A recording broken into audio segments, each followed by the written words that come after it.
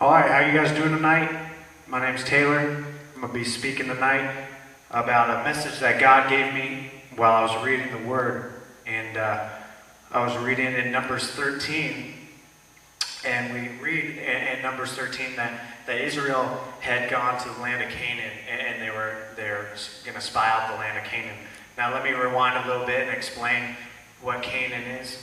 Well, Canaan is the promised land of God, and if we rewind back a few thousand years, we see that there's this man named Abraham, and Abraham was chosen by God to receive a great nation, a great people, and that was Israel. So God promised this man who was a great man of God, great man of faith. He told him, he said, I'm going to make you a great nation, a great people, and I'm going to give you a great land. And so Canaan is that land that he promised him. Well, then he used Moses to bring those people to that land. Now Moses was somebody that he used to get out of their bondage and slavery in Egypt. So the Israelites, or the people of Israel, were enslaved in Egypt. And so in Egypt they were being beaten, they were being used to build these pyramids. And God used Moses by a lot of us know the story. He used the 10 plagues where he sent, locusts to eat their field, and the sea turned into blood, and so they had no drinking water, all this stuff. He had 10 plagues until Pharaoh finally had enough, and he said, all right, you can take your people. I'll let your people go. And so anyways, Moses brought them out of slavery with the power of God.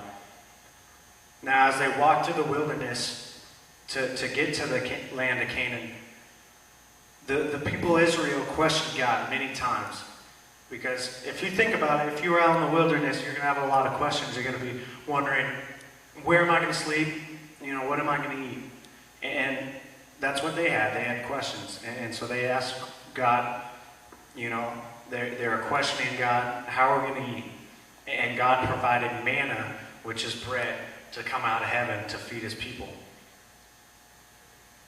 Now, it also says that when they went to collect this manna, that no family had more than they needed, and no family gathered less than they needed. So he provided exactly what they needed. So anyways, we now fast forward to Numbers 13, where they're spying out the land of Canaan, the land promised by God to them. And Joshua and Caleb, these two men, Joshua and Caleb, they come back with a good report. And they say, it was abundant in food. And it talks about in that chapter that they found large clusters of grapes, so large that they had to carry them on poles. Now if you think about our grapes today, they're small clusters. You don't need to be carrying them on poles. You're not walking out of Walmart with them on poles, right? No, instead you got them in little baggies. They're small. But back in the day, back in the biblical day, in the time of Moses, they had large grapes, large clusters of grapes. And also, Canaan was described as a land which flows with milk and honey. Now you might be thinking to yourself, what's so special about this? All I've heard is they got grapes and they got milk and honey. Milk and honey ain't that big to me. Well, I looked up the definition of milk, and it might sound kind of funny, and don't laugh, but it's important. Listen, I want you to listen.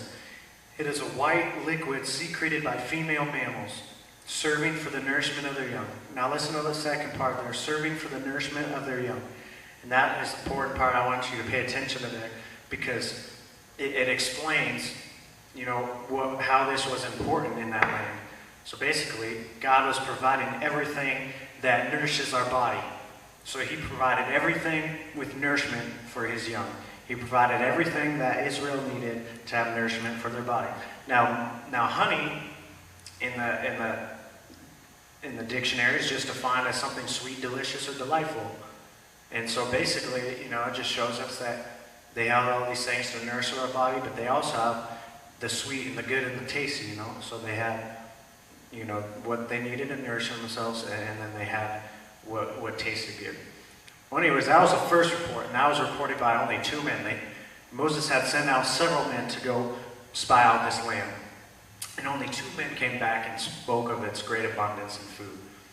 Now the rest of the guys came back and they started saying, man, they got this huge army over there. They got giants over there. And in fact, it says in Numbers 13:33, it says, there we saw the giants. The descendants of Anak came from the giants. And we were like grasshoppers in our own sight, and so we were in their sight. And it's hard to think of giants in our day because we think of like, you know, some of these basketball players like LeBron James or Dwight Howard or I forget his name, but he used to play for the Houston Rockets.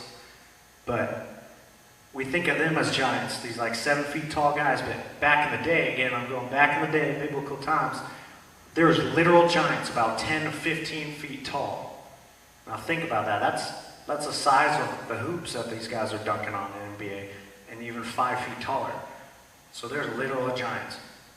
And so it says in chapter 14, as we go into Numbers 14, that because of this report, because of the poor report about the large army and the giants, that even though God told them to enter this land, now Israel was refusing to enter this land because they were in fear of being slaughtered. And so, to me, that showed Israel's poor faith and disobedience. And in fact, if we read Numbers 14:3 and 4, it says, why has the Lord brought us to this land? To fall by the sword, that our wives and children should become victims? Would it not be better for us to return to Egypt? So they said to one another, let us select a leader and return to Egypt. So I want you to listen to those last two sentences real carefully. It said, would it not be better for us to return to Egypt? So they said to one another, let us select a leader and return to Egypt. So obviously they weren't just thinking about it. They're getting ready to select a leader and actually return to Egypt. Now remember, Egypt is where they were slaves. And so Israel was questioning whether they were better off now with God in the wilderness than when they were slaves in Egypt. And in a sense, this shows me that Israel would rather return to their bondage than to just simply put faith in God for their freedom. And this reminds me a lot of what happens today with a lot of us Christians. You know,